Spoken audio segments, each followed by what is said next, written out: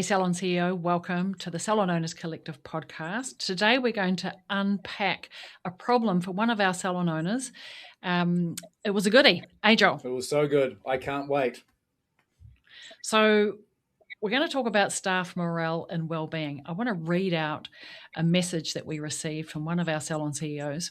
And she says, I've realized my team is no longer fully aligned, and we've recently had a really honest, vulnerable conversation. Some members just don't want targets or incentives. They just want to come to work and serve clients. And they say that they don't care about the money.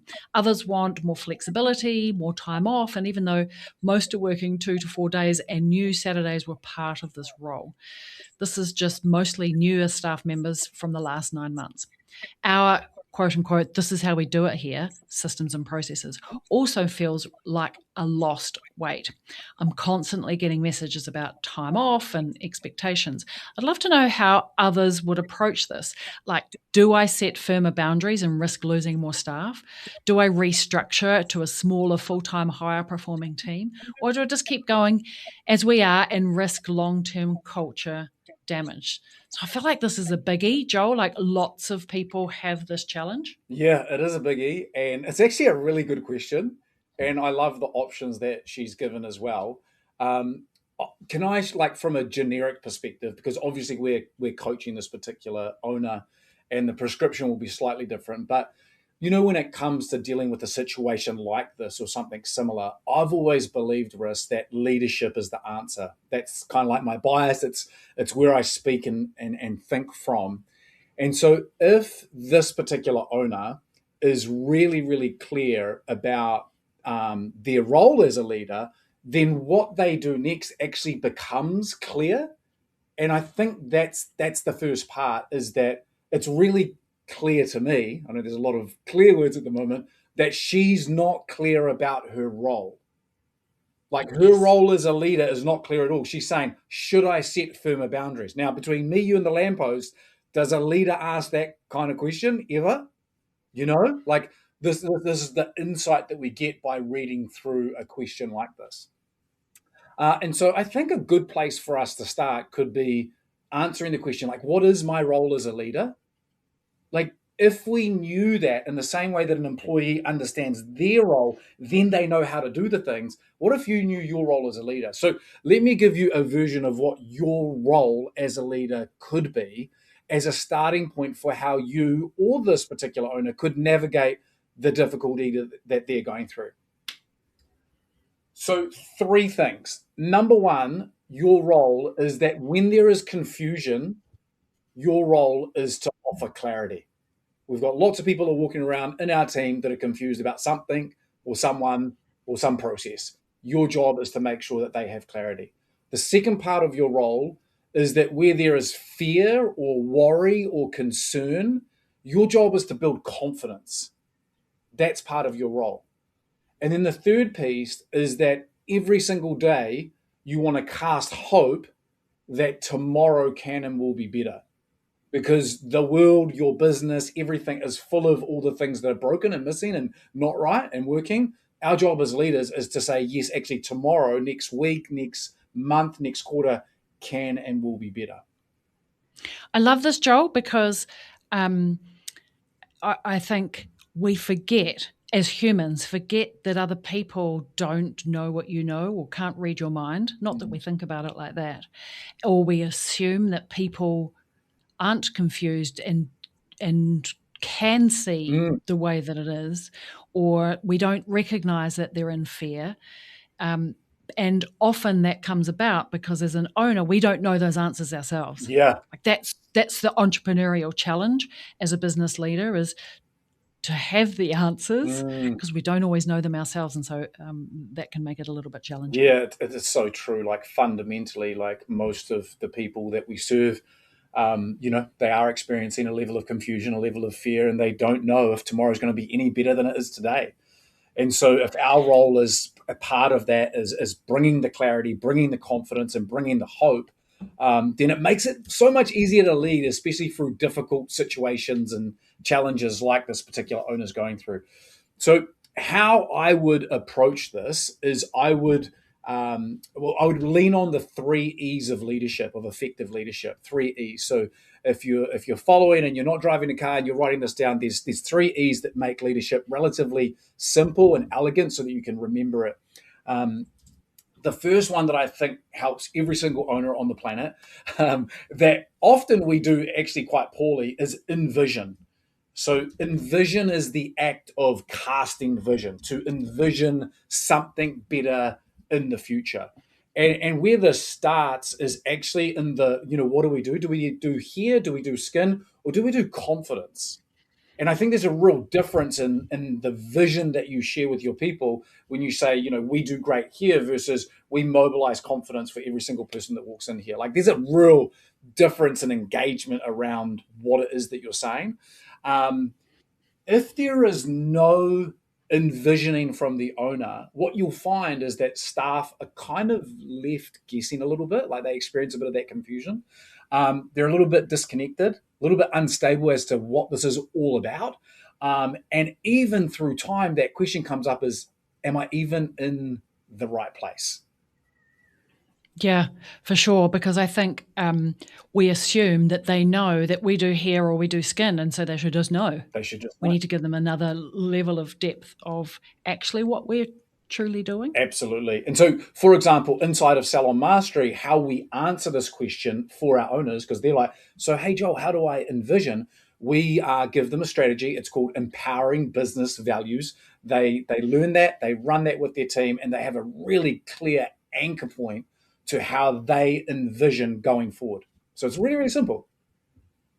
Yeah, I love that simplicity. Rules, of course. Okay, so what's the second E? The second E, once you've done a great job and a simple job at envisioning, is to encourage. If you don't encourage, the impact of that long term is that your people will feel unseen.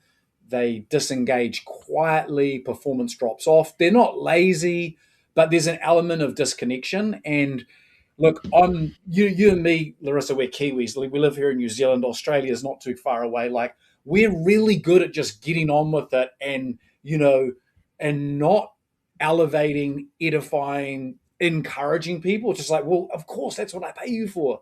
But actually, encouraging people is the pathway into sustained higher performance. And so, inside of Salon Mastery, just as an example, we have a CEO workshop and strategy that we run people through. There's 12 aspects to encouraging your people, not to overwhelm people.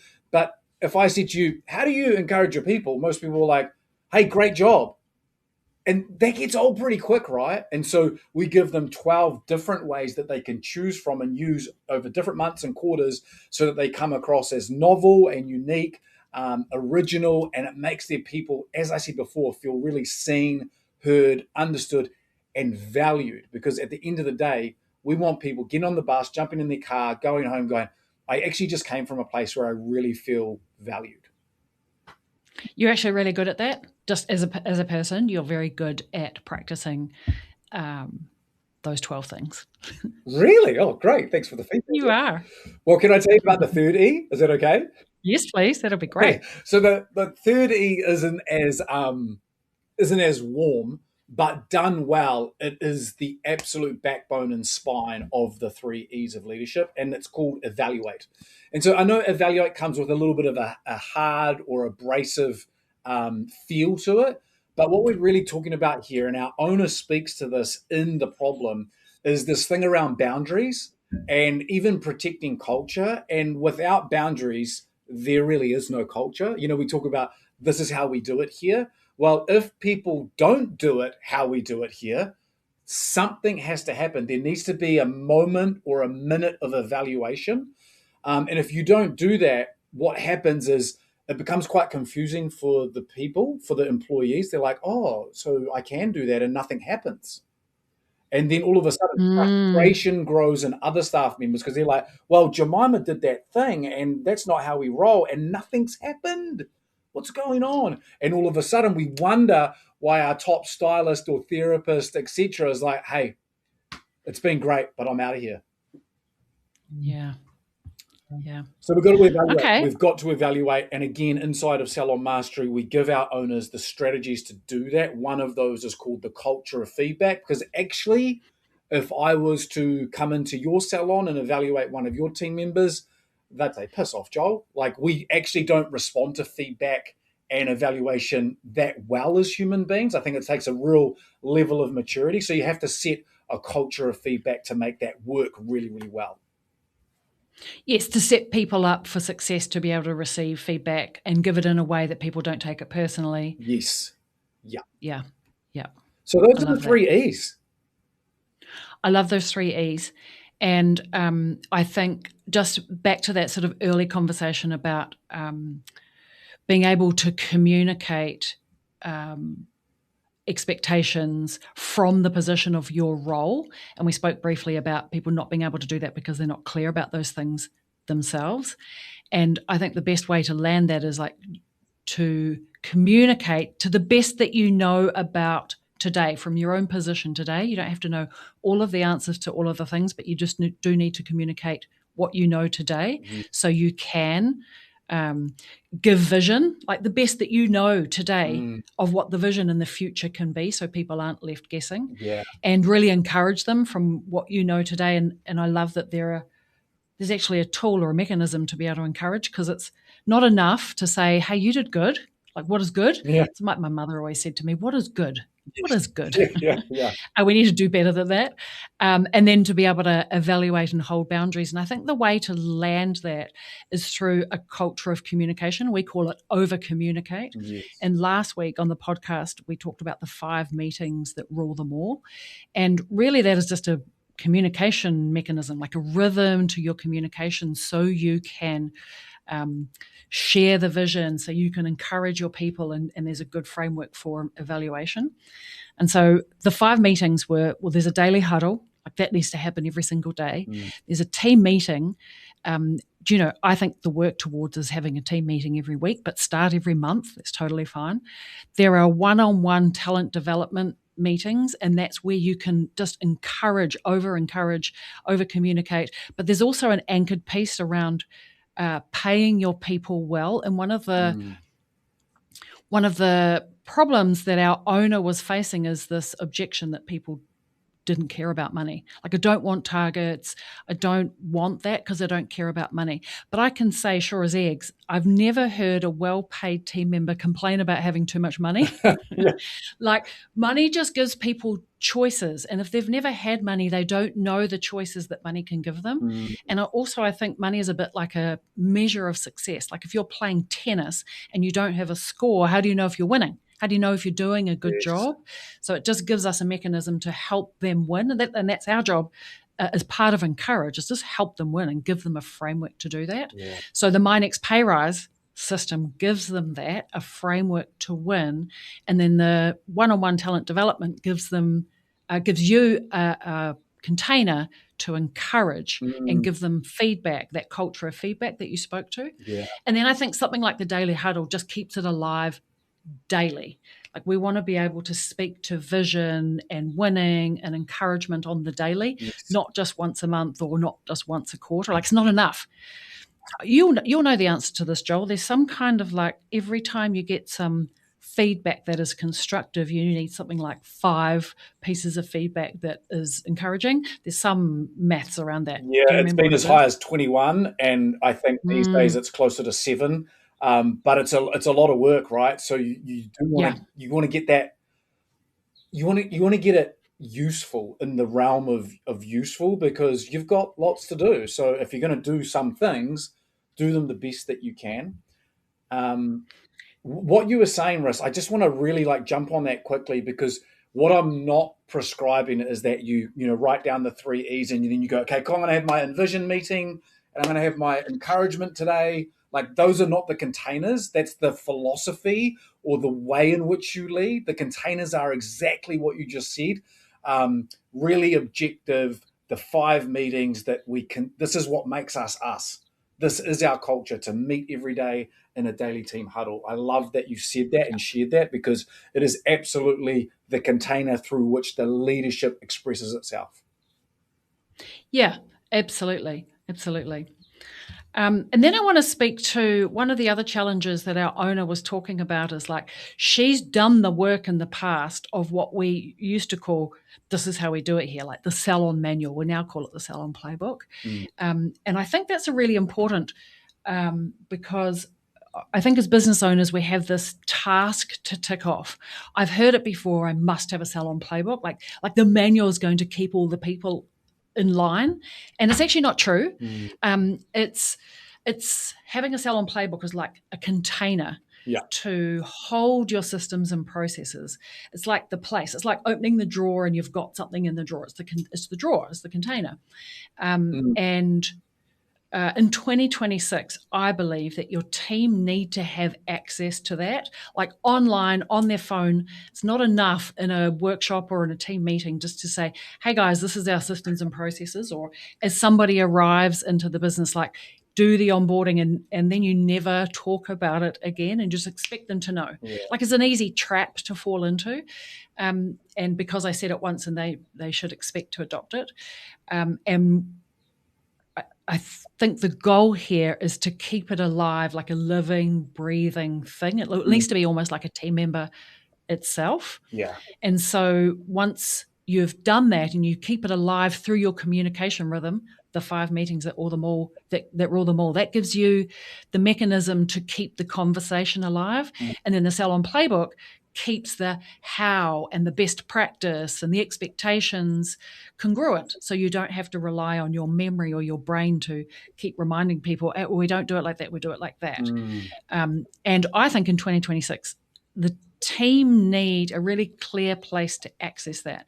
I've experienced this before when everything's everywhere and your container falls apart, then people don't even know where to go and find this stuff anymore. It needs to be team change proof. When you have key people in the business change, you need to be able to survive that. So in 2026, I think we need an online place where people can access your Salon Playbook, and then the meetings keep it alive.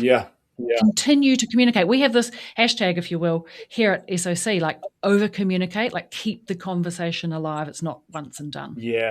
So good. So I guess from my perspective, Riss, like for this particular owner, when I start to think about the challenges that we're helping her through, in hindsight, a really consistent communication cadence and everything that we've shared today is actually how that's what you want to build, so you don't find yourself in this position. And so I think that's the absolute key. And of course, getting really clear about your role as a leader.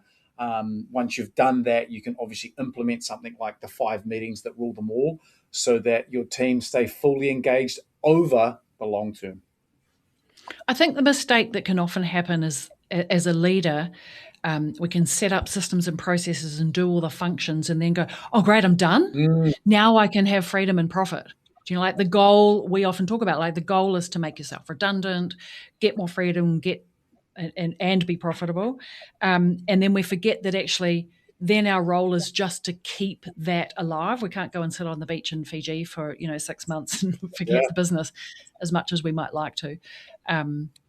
And that comes back to your role is keeping keeping those 3, keeping people in clarity with confidence and casting hope. And it's actually when you actually think about it, keeping it alive is actually very, very simple. You've just got to have a consistent communication cadence. And a container to hold it in. Yes. And it needs to be online in 2026. Totally needs to be online. No more paper in the drawer. I mean, you read the book. Look, I read it once and I'm done. Well, no.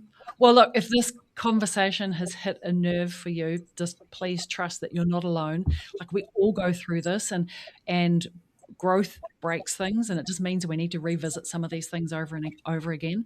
And what you're really navigating here isn't staff morale necessarily. It's just getting in alignment with your own leadership, communication rhythms, culture protection, we call them babies, keeping babies alive. And high-performing salons don't rely on just like come to Jesus conversations, those conversations that you're scared of having and you avoid.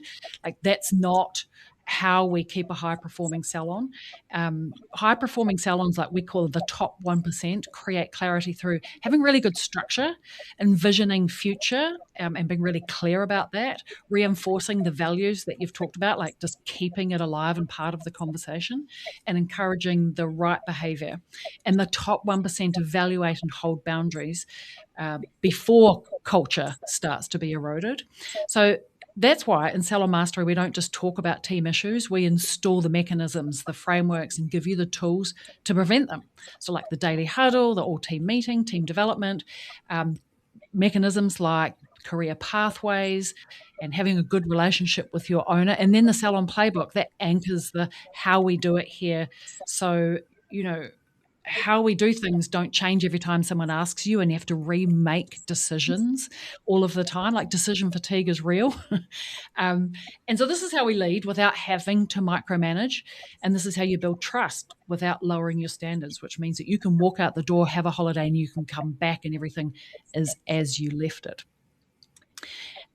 So you have to be okay, I think, okay with the fact that not everybody is going to come on the ride with you. And that's okay. It's not a failure. It's just part of being in business. It's part of being the CEO and building a future-proof business. My question to you is, if you want some support installing these systems, like doing it properly, protecting culture, building a high-performing team, but of course without at the cost of yourself burning out, then applications to Salon Mastery are about to be open at the time of this podcast. We only take on 5 salons at a time. That's really so we can work with you deeply and help you install systems and processes and leadership frameworks. And we open at the end of February 2026. So by the end of March, my goal for you is that things could be completely different to they are now. So you can apply. And if it's the right fit, we'll talk about the journey that we'll go on together. And so that's my invitation to you. I'd love to have a chat.